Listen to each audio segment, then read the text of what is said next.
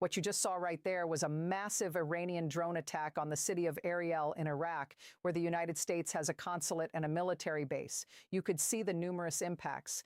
Now, Donald Trump is panicking as Iran continues to successfully use FPV drone swarms, ballistic missiles, and Shahed drones to target military bases of the United States in the region, critical infrastructure of the United States in the region, as well as critical infrastructure of its Arab neighbors who have partnered with the United States and Donald Trump in the war against Iran.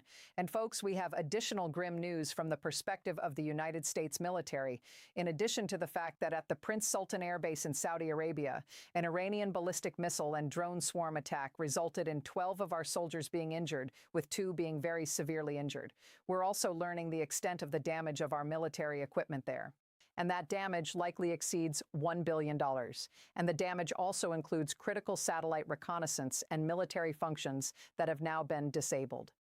Remember how I reported yesterday that an E-3 Sentry Airborne early warning and control aircraft, along with numerous KC-135 Stratotankers, those fueling planes were hit by Iran in this attack that took place at the Prince Sultan Air Base in Saudi Arabia. We didn't know the extent of the damage. Now we do. We can see the photographs from that base. And folks, it is a total loss. The E-3 Sentry Airborne Early Warning and Control Aircraft with the U.S. Air Force's 552nd Air Control Wing, based out of the Tinker Air Force Base in Oklahoma, along with those KC-135s, were completely destroyed by the Iranian ballistic missile strike.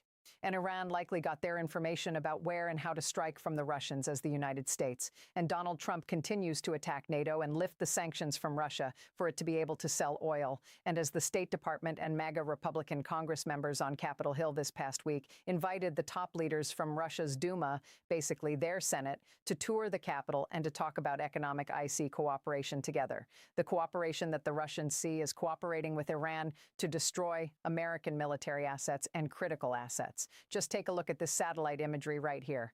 This shows those KC-135 Stratotankers being destroyed. And then we know the Sentry was destroyed as well. Those E-3, that E-3 was destroyed. As Policy Tensor explains over here, the E-3s are not just early warning systems, not just the eyes of the interceptor systems, and not just our eyes in the sky. They're airborne command posts that quarterback the entire battle. So when Iran is able to destroy them, it makes it almost impossible to prosecute the war. But Donald Trump doesn't care about that. The USS Tripoli has just arrived in the CENTCOM region, and there is additional Marine expeditionary units on their way. The 82nd Airborne Division from Fort Bragg has been sent over into this region as well, with the elite paratrooper unit and the Washington Post, and others are reporting that the Pentagon has prepared plans for potentially a week-long or months-long ground invasion that could take place at any moment right now. I'll talk about that in just a moment as well. And by the way, the European countries are trying to tell Donald Trump, you realize that Russia is working with Iran right now to target all of these American military bases. They're destroying your entire military arsenal in the region. Wake up, Donald. But Donald Trump doesn't want to listen to that. As I've said, Donald Trump is a Putin bootlicker. Let's just go back to Iraq for a moment right here. Here is a different angle where you can see some of those Iranian drone strikes, which appear to be targeting that U.S. consulate in air, which had previously been hit as well by Iran. Let's just play this clip right here. You can see it now. There was explosions throughout Iraq all day because on the one hand, you have the Iranian ballistic missiles and drone swarms, and Iran working with Shiite militias that have been actually authorized by the Iraqi government to go after American military-based interests, as the United States military is in the region as well in Iraq, striking the Shiite militia groups, which are also aligned with the Iraqi military and with the Iraqi government right there. And so the war is kind of fully spread to Iraq at this point, and that is a major site of the war. Also, you can take a look at footage of some of the American systems trying to strike the drones over Syria. You can see right here, I'll play the B-roll for you as these Iranian drone swarms are attacking American military interests throughout the region in Bahrain, in UAE, in Kuwait, in Syria, in Iraq. Take a look at what Cairo looks like last night. You can see right here as Egypt has ordered energy-saving measures. So shops, restaurants are all closed by 9 p.m. on weekdays and 10 p.m. on weekends. A Sunday work-from-home policy will run for 1 month in April, excluding schools, universities, and hospitals. Right there in Bahrain, they've confirmed earlier major damage to their aluminum facility after Iranian strikes. Aluminum Bahrain, one of the world's largest aluminum producers, said its facilities were damaged in an Iranian attack, with 2 workers sustaining minor injuries and assessments ongoing. So as we see the price of that Brent crude surging right now, $114 per barrel, $120. I wouldn't be surprised if this week it gets close to $125 or $130 per barrel. We've talked about the liquefied natural gas from Quar Energy and Qatar Energy being severely damaged. We've talked about fertilizer and helium. We also need to talk about things like aluminum as well. And that's why this supply shock that's taking place involves all of these critical resources as well. And again, we've been very much focused on the Persian Gulf right now with the Strait of Hormuz, but we haven't been talking enough. We have here on this program, but we all should be talking much more about the Strait and the Red Sea now that the Houthis have got involved in the war joining Iran. For now, the Houthis said they're targeting Israel. They've been continuing to launch ballistic missiles as Israel, as the IDF chief of staff, says that they are running low on interceptors and military supplies. And the IDF says that they're really on the cusp of a full-fledged breakdown right now. And the Houthis say for now they're just targeting Israel. But if the United States works with Israel to target the Houthis or target any interest in the Red Sea, or if there's further escalation, the Houthis say that they will once again try to shut down commerce in the Red Sea, as they were able to severely disrupt it to the extent of 90% of commerce in the Red Sea was basically halted. You may recall back in 2023, 2024, as a result of the Houthi activities there. Houthis control huge portions of Yemen. And we'll see if they do that, because right now a lot of the big oil ships have been kind of diverted to the Red Sea. So if the Houthis shut that down, I think you're very quickly going to have $200 per barrel oil. Now, the head of Iran's parliament, MB Ghalibaf, he's out there mocking Donald Trump every single day in response to a social media post by Qaem Eif, who says the goal of the war seems to have shifted to opening the Strait of Hormuz, which was open before the war. To which Iran's parliament leader MB Ghalibaf mocks Donald Trump in the United States and says they're playing 60 chess again with clapping emojis. They are just mocking Donald Trump and his regime. Donald Trump's response: the Pentagon is preparing for weeks of ground operations in Iran.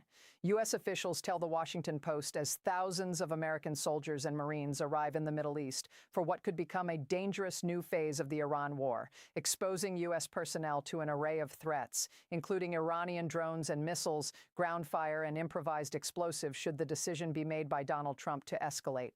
It is deeply frightening that at this stage Donald Trump seems inclined to escalate, and that he's the one who can basically give the thumbs up to do this when he's a completely, utterly deranged maniac who continues to attack NATO and attack Ukraine. Praise Putin. Invites the Russian Duma, sanction members of the Russian Duma to the United States while Russia passes information over to Iran to strike the American military assets in the region. So yes, Donald, Russia, Russia, Russia, because right now, if I haven't heard the word collusion, I don't know what is at this point. Also, any potential ground operation, they're saying, might fall short of a full-scale invasion. It could instead involve raids by a mixture of special operations forces and conventional infantry troops, said officials. Options include the possible seizure of Kar Island, a key Iranian oil export hub in the Persian Gulf, and raids into other coastal areas near the Strait of Hormuz to find and destroy weapons that can target commercial and military shipment, with one official setting the potential timeline at a couple of months. So a couple of more months, which we know in Donald Trump speak, a few more days, a few more months, a few more years, that this thing could be never ending. But the Marines are also being prepared for a full-scale mobilization.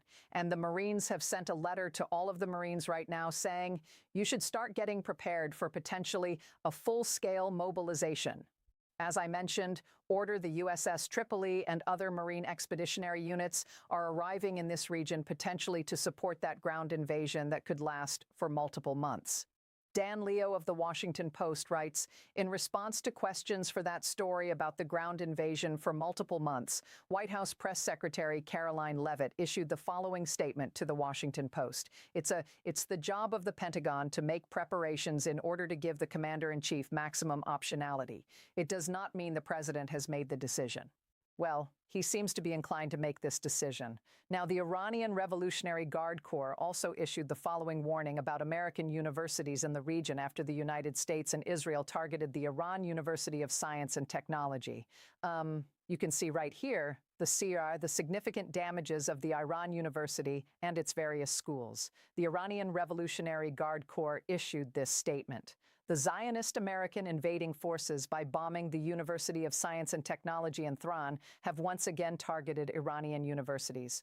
You will also recall that the day before that, the U.S. and Israel targeted Iranian steel, one of its big industries there, and then Iran said, well, that's why we're going to be targeting Bahrain aluminum and the Kuwaiti airport and things like that.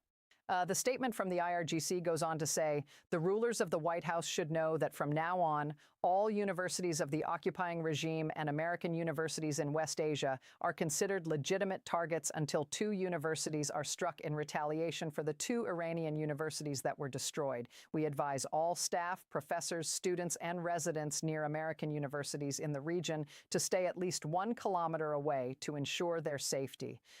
So you have that statement coming out. According to Iran as well, they say that 3,461 people have been killed in the Iran war since its start. And they say that breaks down to 1,551 civilians and 236 children. I mean, you are seeing some of these grim videos out of Iran. You can see this little girl and just horrific scenes like that coming out. You see this little 2-year-old girl after her neighborhood was bombed with the U.S. and Israel claiming that they were targeting the military there. But as we know, the U.S. Previously attacked that Manab school, killing 165 little girls. And they've also been targeting residential areas as well, saying that they're targeting the residential areas and the hospitals because that's where the military is. This one account over here says, I'm beginning to think that the head of the Iranian military wasn't a part-time news host 15 months ago.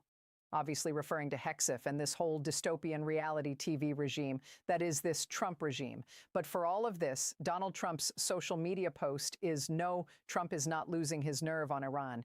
And Donald Trump posts this opinion piece by Mark the Trumpet, who's a Fox contributor, and he also writes opinion columns for the Washington Post, apparently. No, Trump is not losing his nerve on Iran. 3 weeks, that can change the Middle East forever. Well, it has changed the world forever right now in a way that has severely weakened the United States. It has severely harmed the U.S. for generations, probably threw us into a global recession, if not a global depression. And I'll just make this final observation. I mean, were we not watching what was happening in Ukraine? Was Donald Trump such a Putin bootlicker that he cannot actually see how warfare had changed? That warfare in 2025 and 2026 was drone-based, interceptor drone-based. How Ukraine was able to use the unmanned vessels as well as the FPV drones to demolish lots of Russian infrastructure, as well as to demolish the Russian planes and the Russian tanks and the Russian ships, right? That were just basically sitting ducks. And the U.S. just left all rushed into this war with Netanyahu. We left all of our bases exposed where there's very little ways to defend it. You see all these FPV drones striking the American bases, just destroying all of our equipment in the region. You see Iran transferring that technology to its militia groups. The militia groups in Iraq, the Hezbollah, others are getting access to these FPV drones that are now being utilized. And let's just face it, the war right now is a war, not just in the Middle East, but everything is interconnected now. The war that's taking place there is definitely interconnected with the war that's taking place with Putin's invasion of Ukraine. And Zelensky is trying to tell Trump, wake up. Don't you see? We have the drone interceptor technology. We've been dealing with it. Russia wants to destroy the U.S. as part of its also plan to take over Ukraine, and you're out there helping Russia. Trump, and you're out there helping Xi Jinping. What the hell are you doing? Anyway, that's the latest update of what's going on. We'll keep you posted every step of the way. Now hit subscribe, help us get to 7 million subscribers, and thank you so much for watching. Love this video, support independent media, and unlock exclusive content. Add free videos and custom emojis by becoming a paid member of our YouTube channel today. You can also gift memberships to others. Let's keep growing together.